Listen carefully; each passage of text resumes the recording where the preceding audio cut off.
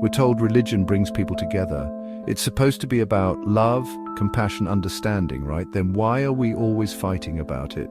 Why are there so many wars and conflicts rooted in religion? It makes you wonder, does religion really unite us, or does it just give us another reason to draw lines in the sand?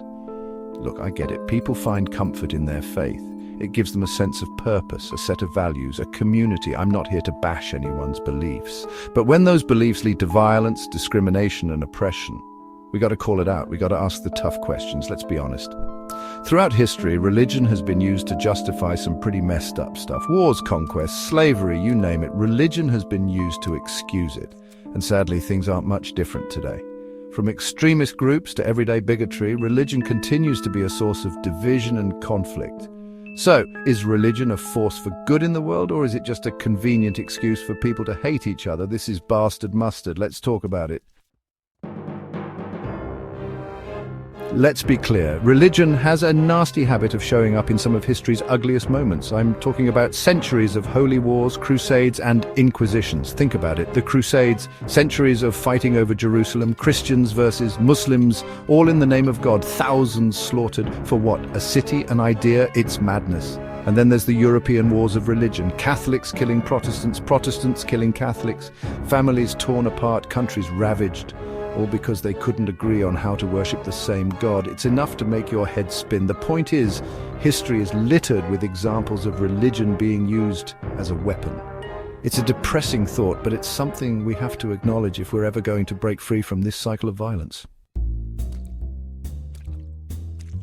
You'd think we would have learned by now, right? Wrong. Fast forward to today and we're still seeing religion used to justify all sorts of awful things. Look at the rise of religious extremism.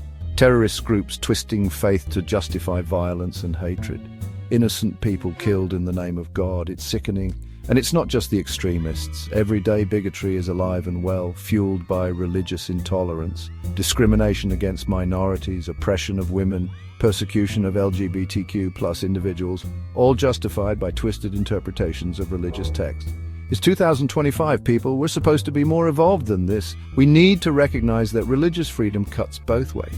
You have the right to your beliefs, but you don't have the right to impose them on others or use them to justify harming others. Look, I'm not saying that all religious people are intolerant. That's just not true. But there's no denying that differences in religious beliefs can create real divisions between people. It starts small. Maybe you don't socialize with people outside your faith. Maybe you raise your kids in a bubble, sheltered from other perspectives. And next thing you know, you're looking at the world through a very narrow lens. These divisions can have real-world consequences. They can lead to prejudice, discrimination, and even violence. They can prevent us from coming together to solve common problems, and they can make it really hard to have a rational conversation about important issues. We need to find a way to bridge these divides. We need to start seeing each other as human beings first and foremost, not just as members of different religions. This isn't just some abstract philosophical debate, folks. Religious intolerance has real-world consequences, and they're not pretty. We're talking about discrimination in housing, employment, and education. We're talking about hate crimes, violence, and even genocide. We're talking about the suppression of basic human rights, all in the name of religion. And let's not forget the psychological toll. Imagine living in a world where your beliefs are constantly being attacked or ridiculed. Imagine being made to feel like you're less than human because of your faith. It's unacceptable. Religious intolerance has no place in a civilized society. We need to stand up and say enough is enough. Section 6. Can't we all just get along? Interfaith dialogue and its challenges. Okay, so maybe I'm being a little too pessimistic. There are people of different faiths who coexist peacefully. There are organizations promoting interfaith dialogue and understanding. But let's be real, folks. These efforts, while commendable, often feel like a drop in the bucket. The truth is, getting people of different faiths to truly understand and respect each other is damn hard. Part of the problem is that religion is often so deeply personal. It's tied to our identity, our values, our worldview. So when someone criticizes our beliefs, it can feel like a personal attack. And let's not forget about the dogmatism that's so prevalent in many religions. The idea that my way is the right way and your way is wrong isn't exactly conducive to open-mindedness and understanding.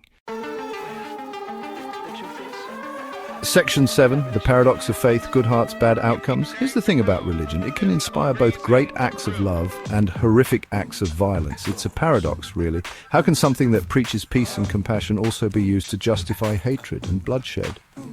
Part of it is the interpretation of religious texts.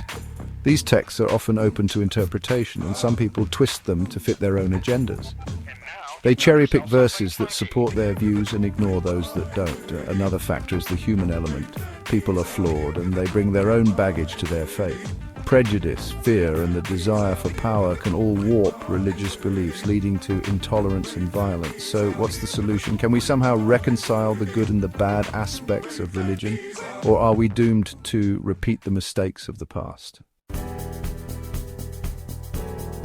Section 8. Spirituality without borders. A utopian dream. Imagine a world where religion wasn't about dogma or division.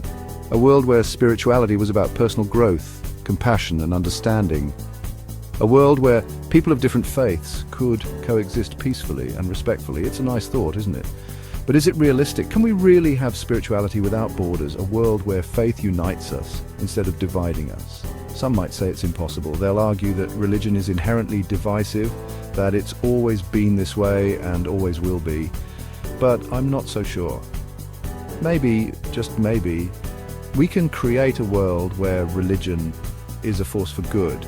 A world where faith inspires us to build bridges instead of walls. It's a long shot, I know. But hey, a guy can dream, can't he? Section 9. So, is religion the problem? So where does that leave us? Is religion the root of all evil? Should we all just abandon our faith and become atheists? Look, I'm not saying that. I'm just saying we need to be honest about the role religion plays in the world.